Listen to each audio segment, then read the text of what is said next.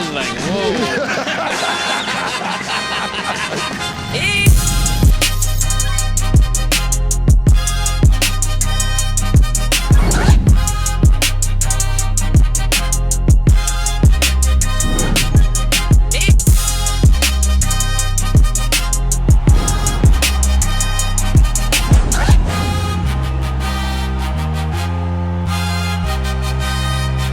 Welcome back to It Is What It Is. This episode is sponsored by Underdog. So as y'all know, we dropped a Trey McBride's receiving yards discount on Underdog for both new and existing customers. So make sure you lock in an entry with that discount before kickoff tonight.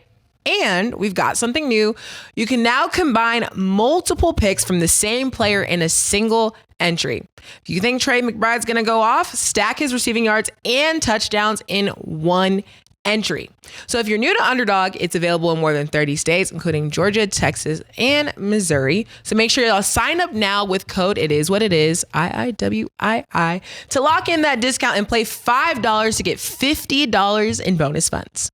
I'm Treasure Wilson, aka Stat Baby, along with your hosts Mace and Cam. Cam, what's going on, man? I'm good. How you doing today, man? I'm doing good, man. Looking like South Beach murder today. South Beach murder, man. You got some balls? I might. That's favorite. I seen this shit yesterday, actually, where they got, it's this page, it's a dope-ass page, so I wish I could remember the page, but it's a dope page where they put people against certain freestyles against other people's freestyles. And they had you against Eminem. It was a good one. For real? Yeah, it was a good one. Yeah. It's good, man. If I was white, I'd be Elvis. Yeah. You could be a black Elvis.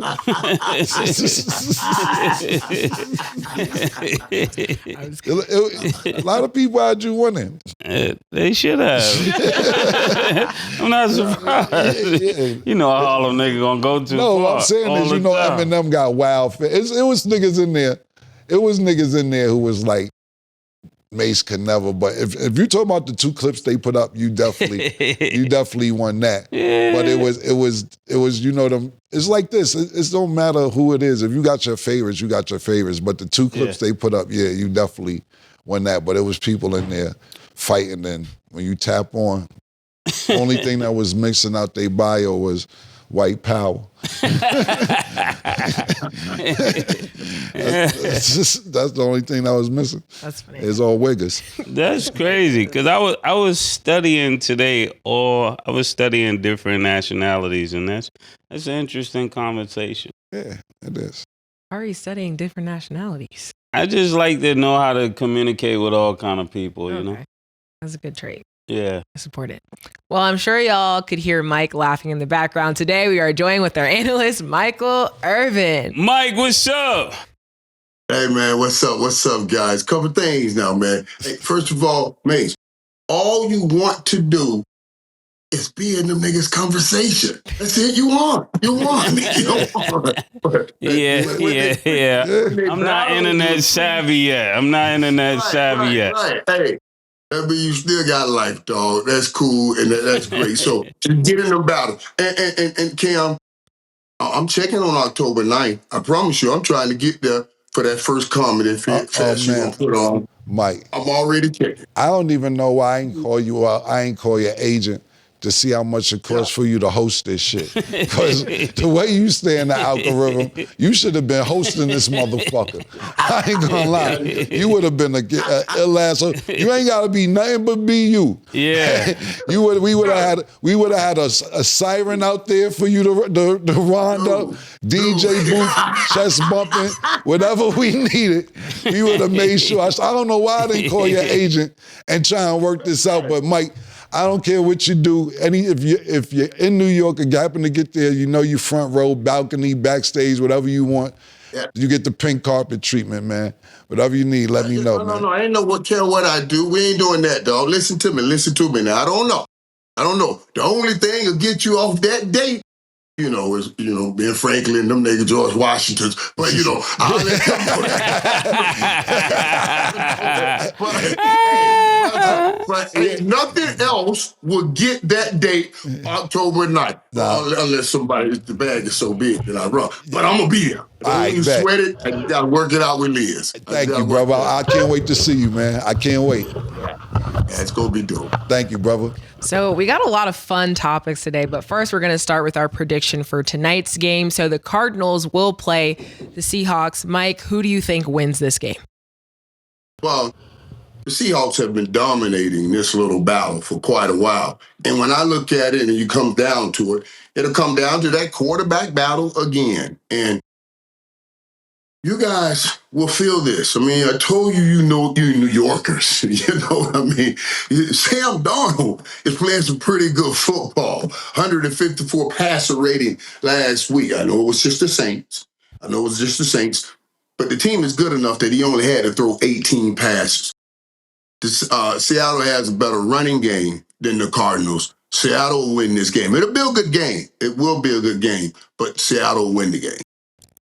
I mean, I hate to say this, being a person that lived in Phoenix, in Scottsdale, I just can't see the Cardinals ever really being a successful team. I mean, I'm going with the Seattle Seahawks. I definitely got to go with them right now. There's no way I could go with the Cardinals. Yeah, you done? I'm done. Yeah, look, it ain't too much. It's a divisional game. I get that we have to make predictions and give what we think is going to happen. And that's why, of course, we have Mike on, who knows a million times more than we do. But I'm where Mace is at. And I hate agreeing with Mace. I really don't even like I just can't see nothing happening good for the Cardinals, man. Every year you'd be like, not every year, but it's a few years you'd be like, all right, Kyler Murray, all right, Harrison over there, okay. Fitzgerald going, I didn't want them to get rid of Fitzgerald. I know. That was the best. Let me ask you a question. Let me ask you a question, Mike, as a wide receiver. Because this nigga was the most clean-cut, no talking shit, never complained to his quarterback receiver ever. And they was begging him to stay. Even though as he was getting older and older, he still was doing production. Do you think, and I know it's a couple years past, but do you think he was one of them players that would still be playing now just because he wasn't a headache and making production? Yeah, he could.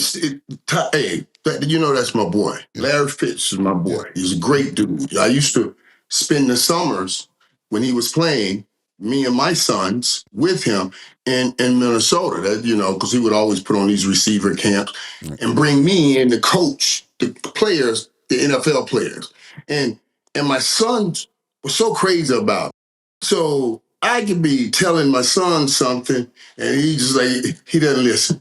And then Larry said something, he'd be like, and I got to grab him and say, listen, Joker. Larry trying to do what I did. But he loved Larry, man. And Larry is a great dude. And I'm going to tell you something, Cam. Larry could have still been playing to this day, absolutely. And I know this, and still been playing for the Cardinals. Right. Because they wanted him to play forever. Right. But that last year there was hard for him. He was talking to me. He was calling me in the middle of the night sometimes, 2 or 3 a.m., saying, Michael, how did you do it? How'd you walk away, man? What was it like, because he was struggling with leaving. So, yeah, he's one of them dudes that could still be playing because he wasn't the fastest guy, right, but he wouldn't drop anything. So it wasn't like he going to lose speed. He ain't had none of that to lose. Right. You see what I'm saying? Right. But he's a bad boy. Yeah, that's what's up. But yeah, that's some great info too, because I always looked at y'all wide receivers are crazy. It's documented because y'all always think y'all open, no matter what. It's always a problem. And I'm not saying you and Troy Aikman had a problem, but it's always some shit that I'm open. Every wide receiver is good. Every great one. I'm open. And Larry Fitzgerald's one of the people that you never see him talk too much, never see him complain, never see him on the sideline throwing a fit, never seen him in post-game interviews trash talking. I was asking myself, even when he retired, and like you said, we seen that the Cardinals didn't want him to leave. And I was like, is that because of his attitude? And of course, he still was being productive. But I just want to know that sometimes if your attitude outweighs your talent, and you be like, man, this is enough for dealing with this shit. This nigga good, but not that good to be dealing with all the next nonsense that comes along with it. Well, Larry, it was a lot like what we do. Larry was, Larry came in on the old school, and what was coming in was a different school. So even though they wanted him to stay, and mentor and all of that, he was struggling with it because they didn't see, some of the people around didn't see the game like that old school. You know what I'm saying? So, it was a little bit of that. Right, and I know I got to move on. So for my prediction, I have to go with Mace. I just can't put faith in the Cardinals. I want to go with the Seahawks. They're both 2-1, so we'll see how this turns out. May pay off later down the line in the division. Okay, now we're going to discuss CJ Gardner Johnson. So the Texans released him after 3 games. The Texans traded their 2022 first-round pick, left guard Kenyon Green, to the Eagles for Gardner Johnson back in March. So before we discuss the little back and forth he had with Baker Mayfield, Mike, are you surprised by this move from the Texans? Well, you're absolutely surprised, but when things start getting tight, everybody that ain't right, they start checking things, and there's certain things. When you get a new guy coming in, you get a new guy. Pause on all that. But when you get a new guy coming in, you get another player from another team, and comes with big personality, all of that, and everything had been going well before, and now things aren't going so well. You look for let's get rid of an issue. Whatever kind of issue that we think is keeping us from getting together. We got a young head coach. I know whatever we have spent on, we gotta eat that if we have to. Just throw that away because we can't mess up what we're messing up. There's something going on in the locker room that obviously he was being a problem, and that's just the reality. And kudos to them if that's the situation that they said we can't take it in our locker room. Man, there got to be something going on with the Texans. It just seemed like so short ago they was a promising team. I mean, and I don't think they're ready to blame C.J. Stroud, so you got to blame somebody. So this is exactly what they got to do. They're 0-3 at this point, and if they lose to Tennessee, I don't know what we'll be talking about at that point. They might be looking forward to benching C.J. Stroud when it's all said and done. So this is just the first step, the many changes that'll happen at the Texans, I believe.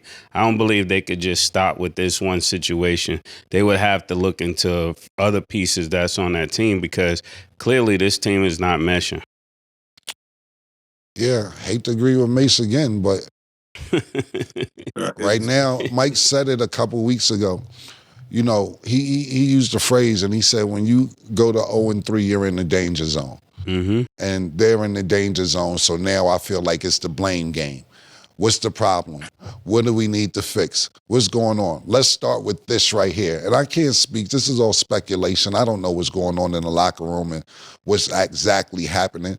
But I think that this is one of the steps where they be like, look, we're starting to make changes because they're in the quote-unquote danger zone.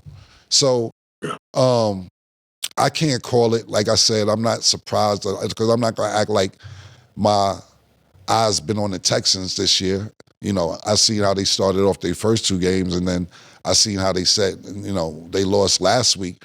And Mace made another great point. This is a team where you wouldn't expect to be like this because not last year, the year before last, you're looking at, I believe C.J. Stroud was rookie of the AFC, if I'm not mistaken. I know he got a couple of rookie awards, and you was like, damn, the Texans is about to be all right. And last year, they didn't live up to expectation. And this year, it's even worse than last year. And right now, they're looking for resolutions. And after a while, what happens is once you get to, God forbid for them, I'll say it ain't my team, but don't get to 2-9 because now they're going to talk about hot seats. Mm-hmm. And back to what Mason's saying, should he be starting? They're not going to play, or should they give the backup a chance? It's the blame game right now why it's 0-3. Could they turn it around? According to Mike, you're in the danger zone. I don't know what the next few weeks hold for the Texans, but it doesn't look good thus far. Yeah, and CJ, go ahead, Mike. They had to do something here. Because you got to understand, you guys, everybody, like, okay, 0-3, remember, everything's starting to get tight. Everybody's looking for answers. You can assess how big of a decision this was for them because you know what Treasure said at the top of this segment, what they gave up to get him. You see, they wanted that physical skill set and that talent, and they got a personality that may not have missed. They can't get rid of the coach. He just got there too. You know what I mean? And these two are together. So yeah, this is a big move, and it signals something. It tells everybody else in the locker room, if we get rid of him, we serious. We serious. Yeah. You know what I mean? We serious. Yeah. I think when it comes to CJ Stroud, he's averaging an interception a game right now. There's only 3 games. We know it's only 3 weeks, but he's averaging more interceptions than touchdowns. So he's next. He definitely got to be next because the ball, Paul, is in his hand most of the time. We can't avoid that right there. And he's throwing Stroud under. ain't going nowhere, mate. No, mate. Stroud ain't going. CJ ain't going anywhere. That they'll ride out. They're going to blame everybody else. The receivers ain't right. The coaches, the offensive play calling ain't right. We need somebody new. We got layers of people to get through before we get to CJ Stroud, a young quarterback. Layers. They'll go through offensive coordinator. They'll go through other things before we get to him. Yeah, you're right. There's either going to be, either one of the coaches, because you got a young coach and a young quarterback. Something got to turn around out there. Texas is not a place that they could keep losing like this. This is not the Cowboys, Mike. Well, that's a place you can keep losing and keep your job. But I have to agree with Mike on this, that I don't think that C.J. Stroud is going anywhere because of the year that he had the year before, and he's still super duper young. They'll find, like Mike said, a plethora of people to blame before they give up on C.J. Stroud. Only way I see C.J. Stroud not starting is, bare injury, is that if they feel they're not going to make the playoffs and there's 3 games left in the season and something like that happens and they're like, let's give the backup a chance so we don't risk injury on our quarterback of the future. But I don't see him not playing this year because of their record. But who knows, man? It doesn't look good right now. Yeah. Right. Okay, so since CJ's y'all do know now, because I told you guys before, that now we're finding out who teams are. You know what I mean? You find out who a team is coming to, since they don't really practice in preseason anymore. Those first game and 2. But now it looks like it's settling in to look like what we'll look like. Yeah, that doesn't feel good for the Cowboys to me. I was just about to ask that. So where are the Cowboys? I know you were going there. Yeah, since we're finding out who teams are, who do you find out the Cowboys are? Who are they? But we got another opportunity. Remember now. I'm gonna be right there at the altar. I do. Let's go again. Let's try to win. I'm gonna be right there at that altar. You better believe it. Okay, Mike. Right. So since CJ Gardner's release, Bucs fans are actually pretty happy because he had a pretty intense little run-in with Baker Mayfield. So when Mayfield was injured on the ground, I guess CJ Gardner said something to him. So then Mayfield got up quickly and then confronted him. The Bucs ended up winning the game, and then Baker Mayfield posted a photo on Instagram with the incident, and his caption said, "Built different, 10 toes down." CJ then responded on that post, and he said, "Boy, this cute, but still ringless," to Baker Mayfield. So, Mike, how do you feel about the back and forth and then CJ Gardner's comments to Baker Mayfield? I love it both. I really do. That's why I love Baker, and he's in Tampa. Unlike it was in Cleveland. And he can be that guy with all that, oomph, and he's leading guys like he was in Oklahoma. It's more his space. And what I thought what they were getting CJ for is to give them that added coat over what we thought was a young championship team with a young, great coach in D'Amico Ryan. And we're going to bring a champion over here that can help teach. And obviously that didn't work out. You know what I'm saying? So, yeah, man, I like the back and forth. And I like a guy that talks his noise. But I don't want you to get cut right after that. Yeah, I really like Baker Mayfield energy at this situation, but I don't like him talking too much. Pause. It was just a few years ago. He talked himself out of playing well. I don't want to see him go down this path. I like him better when he's quiet, when he's just focusing on the team. He's doing exceptionally well. He got 6 touchdowns in 3 games. So he's looking really toughness for his team, Ace. You got to consider that he's the toughness for that team. I like that. Mike Evans, a nice guy. He's a great dude. He's Godwin, them got great guys. He's the Mike Irvin for that team, and they all need one. Let's go. We're gonna get this done right now. Every team needs one. Every team needs one. So that's and it's rarely it's the quarterback. Now, on a different note, what do you think Tom Brady was all these years? You see what I'm saying? Yeah, Mike, but he's not Tom Brady. What are you talking about, Mike? We're talking about Baker Mayfield. I'm saying rarely. I'm saying rarely do you find your emotional leader as the quarterback. Tom Brady was the emotional leader in the quarterback. So that means I'm going to guide you, lead you, and tell you when to get up. Let's go. You get what I'm saying? This is deep stuff. Yeah, Mike, forget all that. Mike, I get what you're saying, but this is what I'm saying, Mike. I like his energy. It's better than what we saw with Jay and Daniels, right? Running from, the guy at the Packers. Michael Parsons. Yeah, Michael Parsons. He's all scary. So I like his energy. But for the team, this doesn't work out well. Killer know this as well. When Baker Mayfield get to talking too much and feeling himself, he doesn't do well. He loses focus. I know what you like, Mike. But he can be 3-3 by tomorrow, and then we having a different conversation. So, keep the main thing, Mike. That's all I'm saying. Baker Mayfield is better when he's rational and he's conservative. That's what I like, It's something to that too, Mace. Because when you out there talking noise so much, you got to produce. I've been playing, and I'm talking so much noise. It wears you down. I go back to her talk. Okay, calm down. You got time to talk to that nigga no more. So you may have something to. Yeah, when you from the ghetto, talking trash make you play better. But I don't know if he's from the ghetto, so I'm just gonna leave it at that. Mace is kind of like 3 for 3 today. Like in my book, very rare. I chat GBT a motherfucker over there.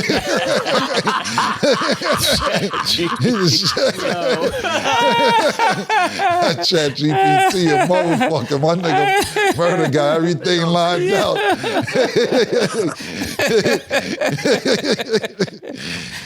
Once again, I have to agree with Mace.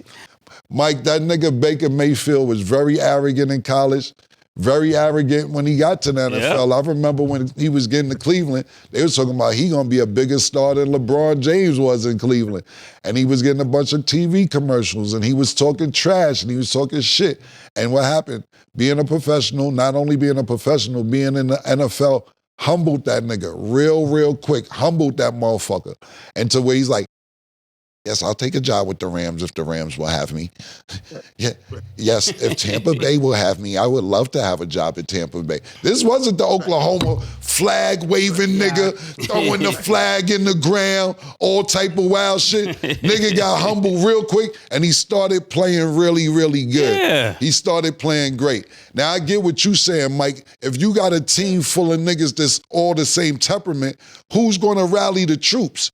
Who gonna say, nigga, let's go, nigga, this nigga, we playing so today. Let's go, man. Yeah, them niggas in our house. Yeah, everybody. Quiet head coach. Your head coach is a quiet guy. Yeah. That's what coach is like, Well, we're gonna go out there. But that's good for the locker room. Stay off of social media. Stay out the public. Stop doing that shit. Rally them niggas in the dressing room, in the locker room, pardon me.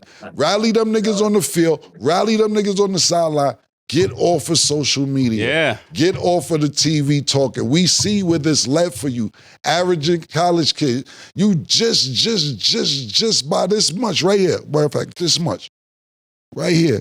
Miss being Johnny Manziel. You almost was a Johnny Manziel, nigga. And shout out to Johnny, that's my friend and all that. He's cool. No disrespect. No disrespect. But I love him too. Yeah, but I'm just saying, the expectations with Johnny Manziel was out the fucking sky. They were out the sky. Yeah, Johnny Because he was Football. arrogant. All this. Yeah. Let me just say this one thing. Like New York, finding a home for the quarterback in New York and in Cleveland is tantamount. That means equal. Tantamount. That means very difficult on both sides. Mike, what's tantamount? Mike, come on now. You going T.I. now. Yo, chill out, Mike. What's tantamount? Shout out to Rubber Band Man. Cleveland has lost so long. And look for a quarterback for so long, and they're still in that battle looking for a quarterback today. New York, it's just, New York is hard. It's hard. So I'm saying carrying the baby full term, and either one of them from I got drafted here and took him to a championship, it is a hard thing. The kid now, he got his moxie back. That's how he plays the game. And he feels, that city made a caterpillar out of him.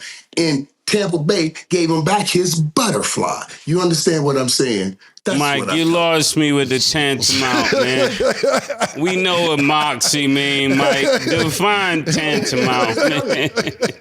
Give it to you, man. Tantamount is we gotta keep a notes of words of the week. Anomaly, tantamount. You gotta keep Mike notes of trying words to of the prove week. he passes GD. Yo, fam. I'm watching you, Mike. Mike pulling out tantamount today. Listen, Mike. We know he's a wide receiver. We know he was was to team a up blue with chip. Mace on you on this, but Mace is we wild and Mike. We not saying none of this shit that you saying is wrong when nobody knows that you need these people in locker room more than you. We never played on a professional level. We get that. But what we're saying is that stay off of social media. We just talked about your homeboy, and I didn't even know that was your man like that.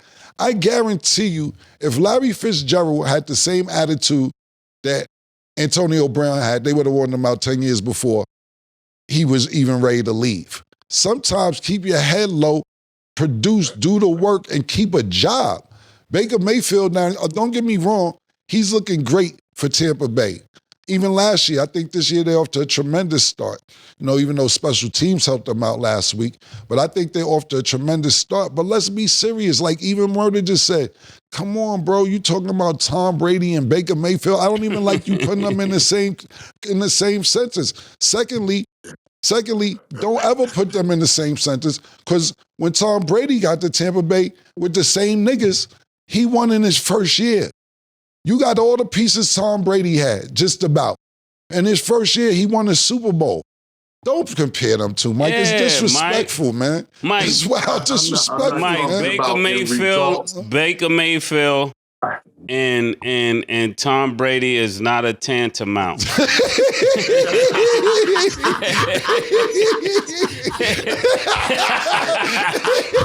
They're not virtually the same. They're not equivalent in seriousness, Mike. I just want to make sure you know you're talking to a SAT phenomenon, Mike. Nigga talking to a Chat GB2 graduate right now. Mike, be careful, nigga.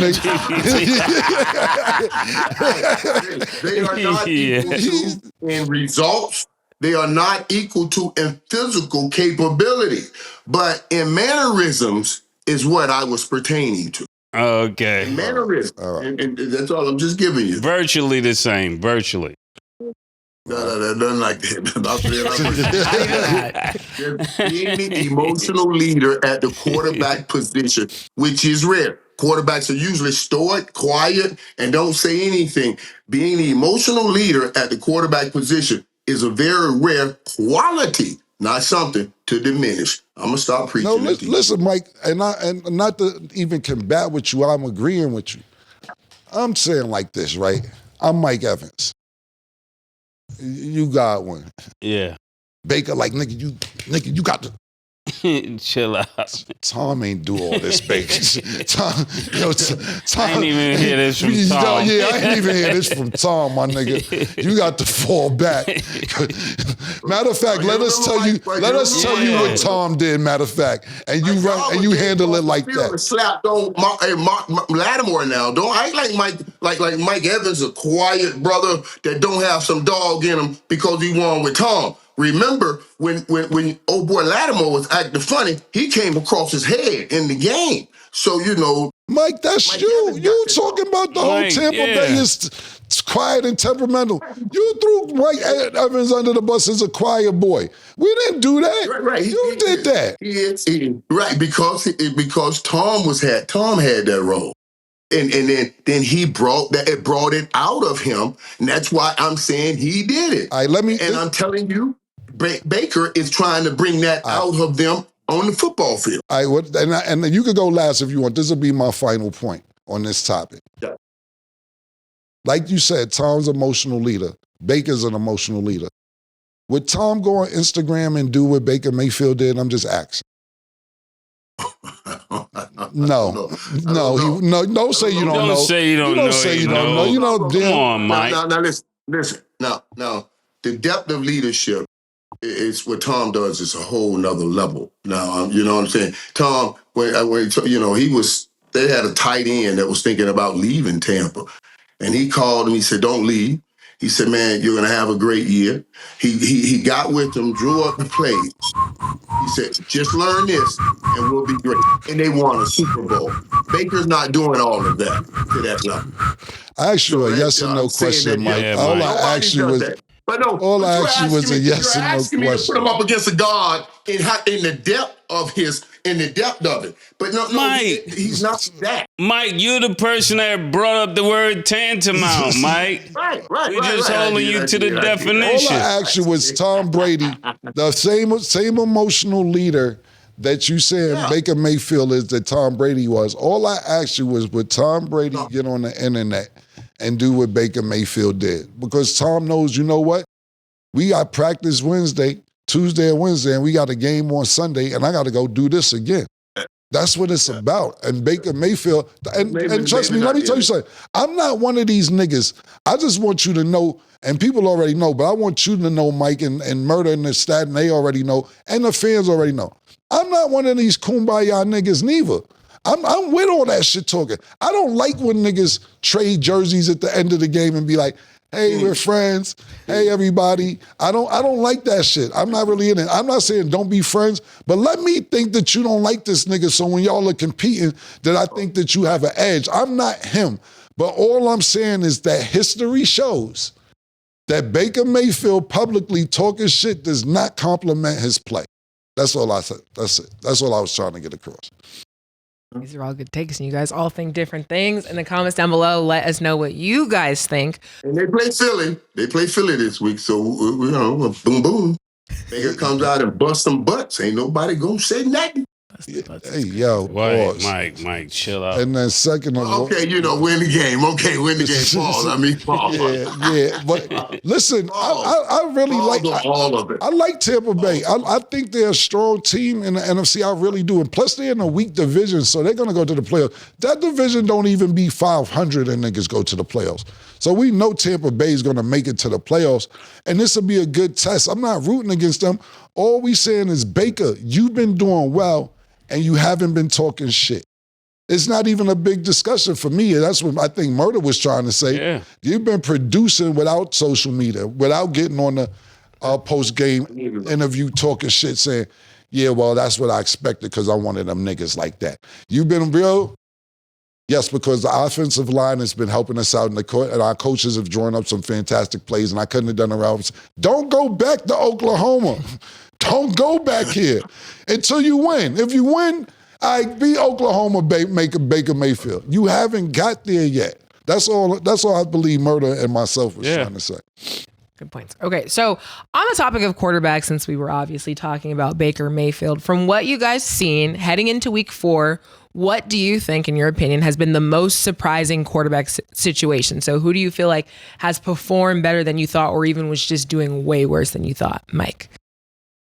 Well, I'll go first. I'll go bad first. And I foretold this when we talked last week. I said, oh, no, when they were trying to sneak in, the dude out of New York, Jason Dart, even in that game against the Cowboys, they got him in a few plays. Now we see he's going to be starting. And I think they should start him, right? But on the other end, oh my God. Well, that Indiana Jones who I talked about that y'all let go out of New York in the way he's playing in Indy right now, that's an incredible story to see just to watch how long that story will play out. Oh man, I think I was gonna say Aaron Rodgers. I know Stat didn't want to hear this, but that's who I thought is the most surprising this year for me thus far because, having these troubled last 2 years to see him come out and really be kind of consistent is a really good thing as a quarterback, especially at this late in this stage of his career. So that's the person I would go with, Aaron Rodgers. I would go the good quarterback first, and I agree with you, Mike Daniel. Fucking Jones, man. 3-0 start. He wasn't even expected to start. Richardson, that nigga go to the bathroom from out his bedroom and get hurt. He's hurt all the time. So for Daniel Jones to step in this position at the beginning of the season, I don't even see Richardson in his rear view. I don't even see where Richardson, because he's still young, Daniel Jones. Mm-hmm. Richardson has just been reduced to the second string quarterback. I don't care when he's getting ready to come back. They're going to ride this Daniel Jones thing out. Not only that, he has the number 1 QBR in the NFL. We're thinking about week 3. I wish, that's one of them people I should have talked to my niggas out here in Vegas and been like, yo, what's the odds of week 3, Daniel Jones having the number 1 QBR? You probably would have won $2 million off of $5,000 if you would have made that bet thinking that Daniel Jones week 3 would be after number 1 QBR in the NFL. So my biggest good quarterback takeaway from week 3 so far is Daniel Jones. Mike called him Indiana Jones. You might as well call the nigga Indianapolis Jones, I guess. So that's number 1. And then bad Indianapolis is in the end. I get it, understand. But if you want to be more, let me tell you something. I'm not really. Mike had one word. Now he's going too far. No, he's trying to tell me that Cam. See, I get what he's trying to tell me. He's trying to tell me, Cam, in case you don't know your cities and your states. He's trying to tell me that. I get what he was trying to tell me. Yeah. I totally get what he's trying to tell me, murder. But what I'm about to tell him is like, I'm not from New York, Mike. I'm from Harlem. I'm just telling you. I'm not from New York. I'm from Harlem. So that's why I narrowed it down. I know exactly what you was trying to say. That's interesting. Because some people come like, okay, because Harlem is so well known. Like I would say, like for Fort Lauderdale got a name, but not like Harlem. So I would say I'm from Miami more, just to give an understanding of everybody to know, even though I'm from Fort Lauderdale. You know what I'm saying? But Harlem is big enough to drop like that. Yeah. Everybody know it. Yeah. Everywhere. So that's interesting. Yeah, I'm not from New York, I'm from Harlem. And back to your state. I know some niggas. I got a lot of niggas in Miami, a lot of friends. And if you tell them, if you even make a mistake and slip up, and this is no disrespect to none of the shit I'm about to name, because I have no problem with none of y'all. I love you all before niggas like Cam. But Dade County niggas would get upset if you call them Broward County niggas. They will throw a whole fucking fit about, don't ever fuck them up with trying to say they from Broward. Yeah, this is what I'm saying. These niggas will throw not like a real attitude about this shit like, yo, fuck you, I look like I'm from up there. Like they call it up there. You know what I'm saying? So I was just getting used to drop out crazy stuff like them old cowards from Broward. So what them niggas talking about? Yeah, you got slang. See, you lived there, you went to school, you got the slang and all that, man. This is what I'm saying. Shout out to my Broward County niggas for y'all seeing. I have no problem with the Broward County niggas at all. But I'm just saying, so when you say Indiana Jones, I was just getting more to the point of it. But anyway, that's another story for another day. They do know, dog. That's pumping. No, wait. Y'all, I let you get it all in. But and all them, but over town, all that's crazy. But Broward is going to be not just Fort Lauderdale, but Pompano, all that up in there. And trust me, you got some crazy. Hey, listen, so all of it's crazy. I lived in Broward County, and that's what I'm trying to tell you, because I used to come from Broward to Dade to hang out with my niggas. And they be like, you up there? I'm like, yo, that shit ain't sweet. That shit, and to be honest with you, them the niggas you gotta keep an eye on too, because they feel they don't get they just due. Not just talking about Broward and Dade, them outskirt cities. Like when you think about, let's think about this. If we're going geographical right this, you think about the state of Louisiana, and you be like, yo, New Orleans is crazy, or them Baton Rouge is crazy. Shreveport is really the wild shit. And you don't hear about that's the city where they taped the first 48 and all that shit. You get what I'm saying? So them the niggas like, oh, them niggas keep talking about New Orleans and Baton Rouge. All right, let's show niggas when they get. You gotta be careful of them cities that don't get the recognition, because they're a little crazy sometimes in the cities to do. But back to a lot of them little cities like Shreveport, though, dog. I hop up in one of them. They ain't never seen anything quite like Mike. You know what I'm saying? Exactly. I call them old shit kicker clubs. You know what I mean? You hit a little spot, just a little shit kicker. You know, you walk up in there, man. God, it be, oof. I like Shreveport. I like the ladies in Shreveport too. I like the whole Louisiana. But let me get back to the quarterbacks. And so I agree with Mike with Daniel Jones. And for the bad quarterback, who's not living up to expectation, and I'm not going to say he's not living up to expectation, and this could be why they've been kind of keeping him under the radar. I'm going to go with Cam Ward. Cam Ward is second to last in QBR.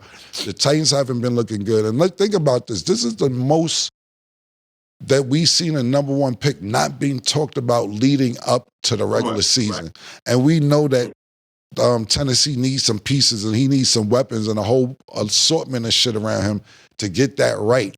But, you know, usually you focus in on what the number one draft pick is doing, and he's kind of fell under the radar even before the season started.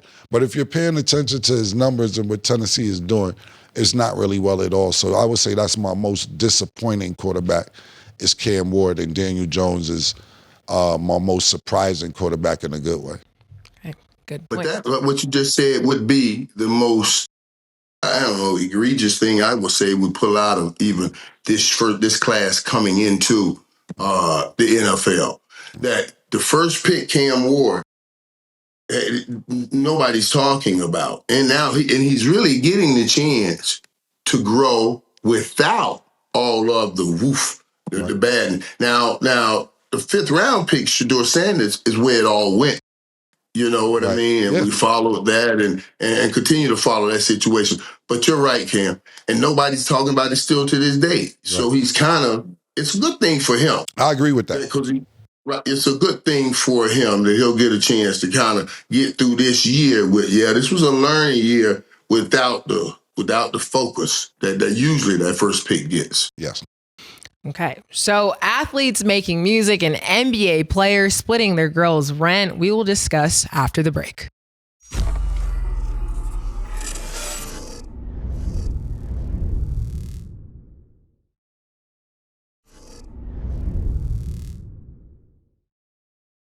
What's going on, everybody? Check this out.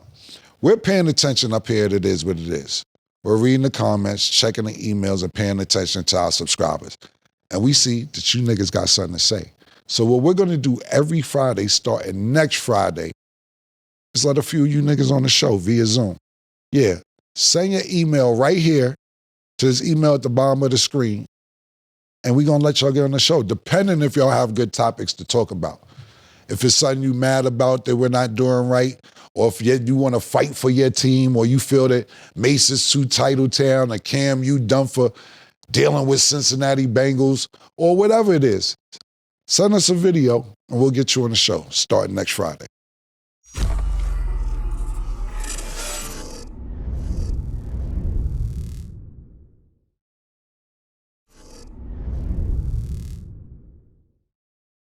Welcome back. Now let's get into our underdog picks of the day. Tonight, as we discussed earlier, the Seahawks will be playing the Cardinals. Underdog has Sam Darnold at 224.5 passing yards. Do you have him higher or lower, Mace? I'm going higher. Higher. Definitely. Okay, Cooper Kupp's at 42.5 receiving yards. Do you have him higher or lower, Cam? Higher. Higher. Cooper Kupp, you want his name back. They shipped him out for Puka Nuka. But I ain't like they did that shit, man. I ain't like they did that to my nigga, man. Exactly what happened, though. I can't even be mad. They should have kept that nigga. They would have had a 1 and 2. I know the nigga get hurt a lot, but yo, that's Cooper Kupp, man. Okay, Kyler Murray's at 31.5 pass attempts. Do you have him higher or lower, Mace? Lower. Pass attempts? Lower. Okay, make sure y'all download the Underdog app and you can make your picks too. So we have a couple fun ones. So we've seen a lot of athletes enter into the music space. Let me say this. Last week, when Mace asked me the opinion on, it was Gibbs going over, I think, 59 yards, right, for the underdog. Oh, yeah. And I said, yeah, go with it for sure. Dude, listen, I never prop bet, but I can see the addiction to it because now I'm watching the game and I can't even watch the game. I'm trying to count this joker yards. Okay, he got 3 goals. He got 3 yards on the first down. And then he got stopped 4 yards back from like, okay, where we at? We're 1 yard in. Then he got 7 yards. I'm trying to get this joker past them 59 yards because I told Mace to take the over. He ended up with 6 to 7. But boy, that was, yeah. Yeah, when you watching it and you're involved, it get tense. It's a whole different thing. Yeah. Dude, I'm talking about. And even when Montgomery broke the wrong one, I'm like, that's the wrong joker. So it just, it makes you watch the game a whole different way. Right. And to Mike's point, that's exactly why y'all should download the Underdog app because y'all can feel the same way. Make sure y'all use code It Is What It Is. It's real easy. You got to try it out. And Mike, to add on to what you're saying, see, thank God that we're all in a decent position in life. But imagine your rent money on the line and this nigga missed by 2 yards, man. You want to hurt a nigga.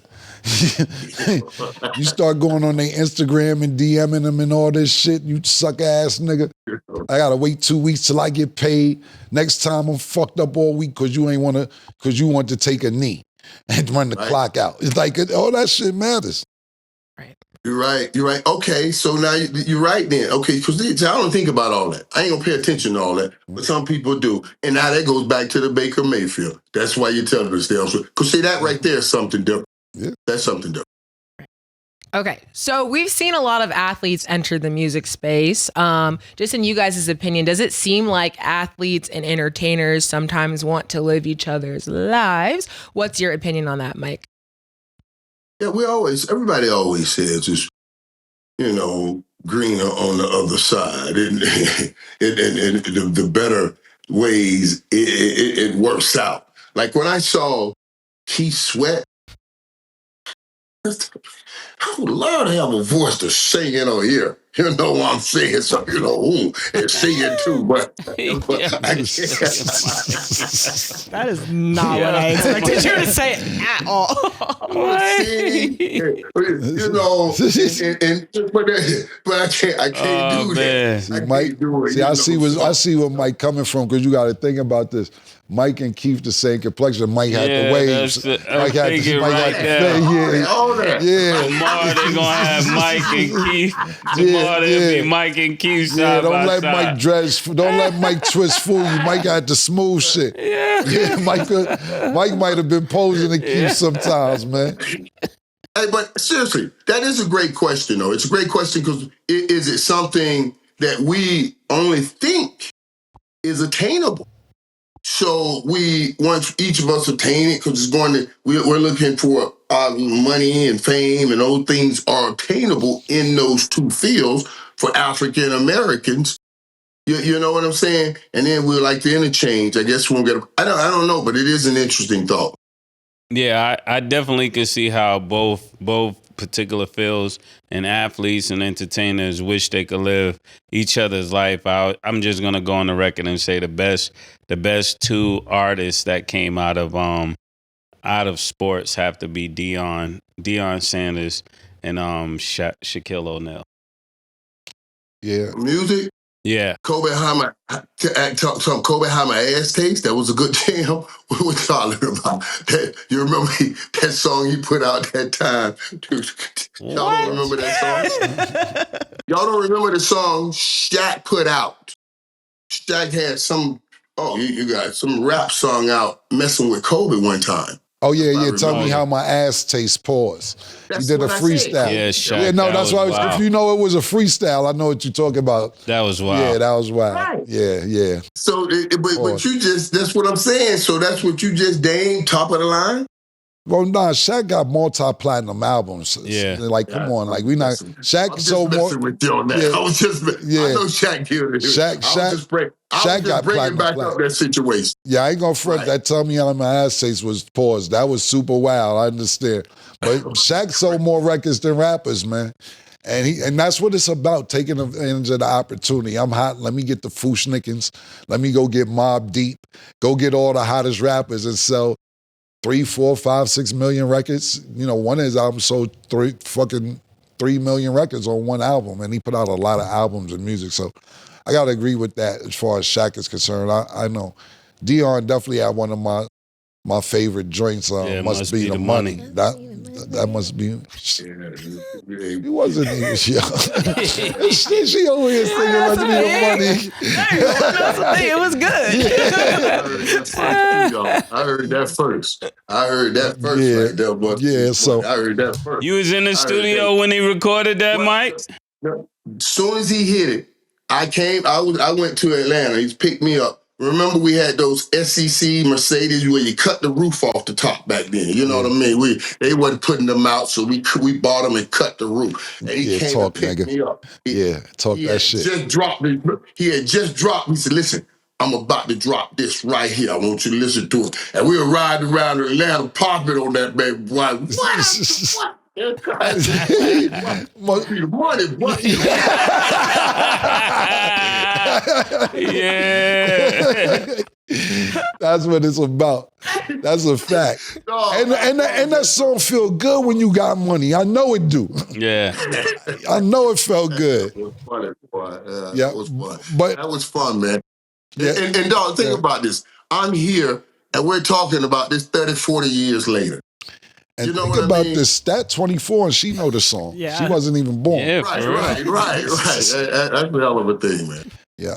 But as far as the topic is concerned, look, when you listen, to this day I have songs that's my favorite song, that's still top 5 my favorite song because I used to listen to them on my Walkman when I would practice or before the game came on when I was on the basketball court.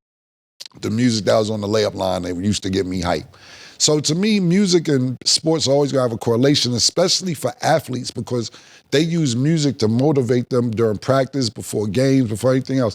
Think about this shit, Mike. Allen Iverson is being inducted to the Basketball Hall of Fame.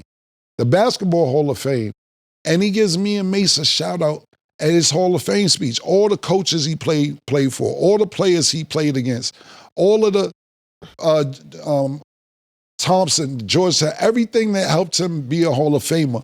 He took time out to those musical artists that helped him be a Hall of Famer. And me and Mace were 2 of the artists, you know, he named more, but 2 of the artists that he named. And Michael Jackson was another one. So think about that we in the Basketball Hall of Fame. Yeah, you get what I'm saying? We started. Yeah. In that conversation. Yeah, That's how we started this show. We in that conversation. Exactly. So it's always gonna make a point. But I got a better question for you, Mike, and it's just a quick question for you.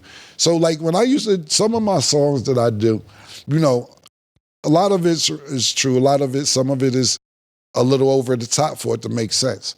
And I remember I said a line, I can't even remember exactly what the line was. Some shit about when me and my mother, we got into it and I kind of shoved her on the bed. And she heard it and she called me and said, "When the fuck you shoved me on somebody's bed? What the fuck? I was like, yo, who the fuck is you talking about? I said, Ma, it matched that shit I was trying to do. Yeah, like the scheme, that's the word I was looking for. I was like, Mom, the scheme I was trying to do. What do you think about when you hear your kids with their rap songs? Listen, man, listen. Did you just see how you said And the whole tone, flexion, everything changed when you put yourself in the mode of speaking to your mom. You, I say, Mom. It was a whole different joke. Right. There's a whole different joker where you say, I say, Mom, you know what I mean? And so all that old tough stuff and everything. The mom said, wait a minute, Joker. You ain't none of that. And we ain't gonna be having people thinking I was raising you like that. You know what I'm saying? Because sometimes people take it for what it is. You did it for the art of it, you know. And my son and I, we are same thing. We're doing great. People took it and, Michael calls his son a liar. No, my son got a song called, somebody shooting feet. I'm like, I'm just going to extrapolate that and say you're just shooting them to make them dance because you're a rapper. You see what I'm saying? But it's like your mom said, the reality is, you didn't push her, and that's the art form of it. So I don't let that do anything between when it comes to me and my son. I think that's what it is. But that doesn't mean it doesn't do anything to our people. Right. And that's what sometimes we have to monitor. Right. Got you. Last quick question before we wrap. Mike, did you ever drop a song or a rap or anything like maybe that I'm not familiar with? I'm just curious. No. They tried to get me to do it, and I swear it's so funny you asked that, Treasure, because I think about it all the time. I should have. I had a chance. Somebody wrote something for me, but I couldn't do it. I couldn't do it. And it's so funny. When Dion did his, the first thing I thought, I said, this Joker crazy. I mean, he really risked doing this. And like you say, you took that chance, you took the risk, and we're talking about it 30, 40 years later. Well, I'll just say it's never too late. Yeah, Mike, you hot out here right That's now. what I was gonna say. Mike, you kind of hot out here. You might think about dropping a single, my nigga. Miami might run on the field of that right now. Okay. All right. Me and my son gonna drop one together. There you go. And talk through this. There you go. That's what we're gonna do. I'm serious. We're gonna talk about that. Well, listen, yo, Mike, all jokes idea. aside, my first album, which went gold, my mother's on the album rapping. She's rapping on my first album. Yeah? Yeah, that's a fact. Oh, okay. Yeah, okay. Yeah, I'm not talking about. We're gonna talk about that for real. Yeah, it can happen. Then y'all just get ready. Yeah, get ready for that coming. Hey, Playmaker and Tarantino, we coming at it soon. There we go. Fire. There we go. That is Mike fire. Tarantino. Right. Mike Tarantino go crazy. Right. Okay, y'all, well, stay tuned for Mike's song because I want to hear it. So I know they do too. But that is all the time that we have for today. Mike, it's always a pleasure to have you on the show. Y'all my peeps, I appreciate you guys. I appreciate you being in that locker room that I need each and every day. Nah, I love you, Mike. Nah, we need you too, and we appreciate you, brother. Good having you, good seeing you. I'll see you next week. Thank y'all for watching, and as always, it is what it is.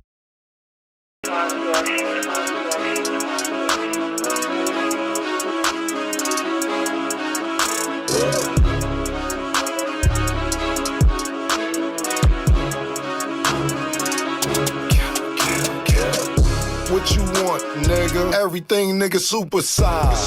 Two Big Macs, like when they doing them 2 for $5.